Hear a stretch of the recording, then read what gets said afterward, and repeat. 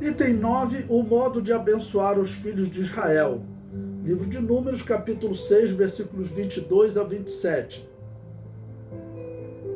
O Senhor te abençoe e te guarde. O Senhor faça resplandecer o seu rosto sobre ti e tenha misericórdia de ti.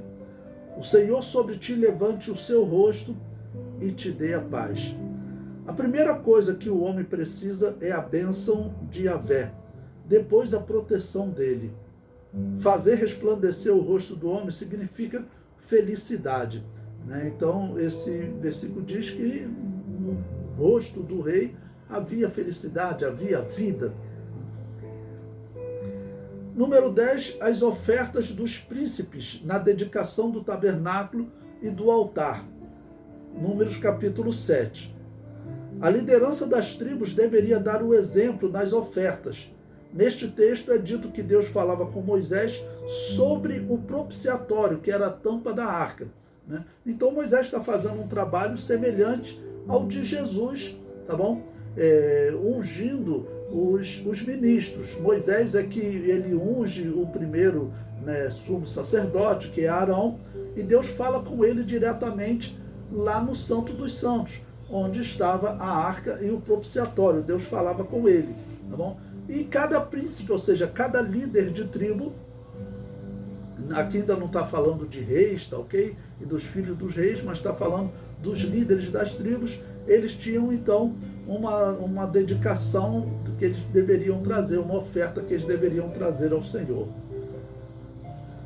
Número 11, como devem ser acesas as lâmpadas? Estudando Números, capítulo 8, versículos 1 a 4.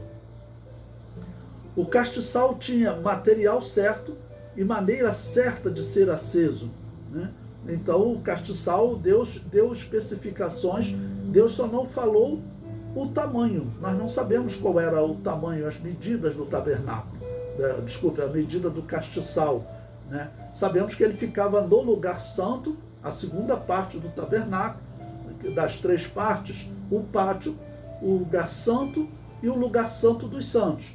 O castiçal ele ficava no lugar santo, mas não havia uma medida para ele, qual era o tamanho, porém havia um material, deveria ser de ouro puro, batido, tá bom? E também a maneira certa de ser aceso e de cuidar, tá bom? Para que a lâmpada dele não se apagasse. A lição desse texto é: se o cristão não seguir os mandamentos de Deus, não conseguirá ser verdadeiramente luz.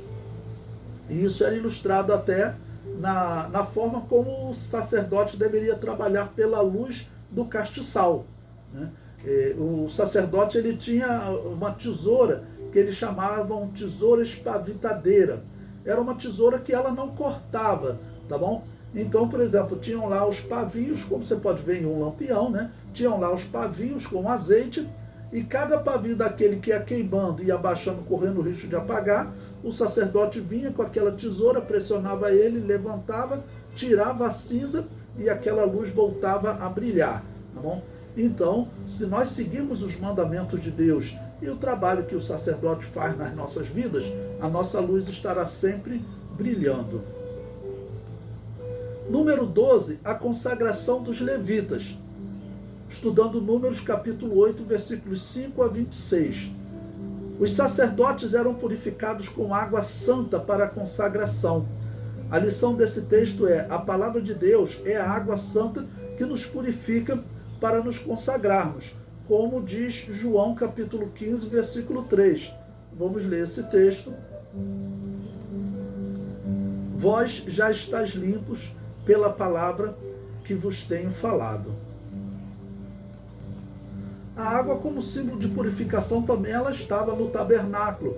A pia era o local onde era feita a purificação e que tinha espelho no fundo para que sacerdotes, né, toda vez que passassem ali pela pia, quando eles fossem se lavar, eles tivessem o seu rosto refletido para simbolizar que toda vez que o cristão se aproxima da palavra de Deus, a palavra de Deus, simbolizada na água que purifica, a palavra de Deus, ela reflete a vida do cristão, né? Por isso também Jesus Cristo disse, né? Se nós não nascermos da água simboliza nós nascermos da palavra de Deus.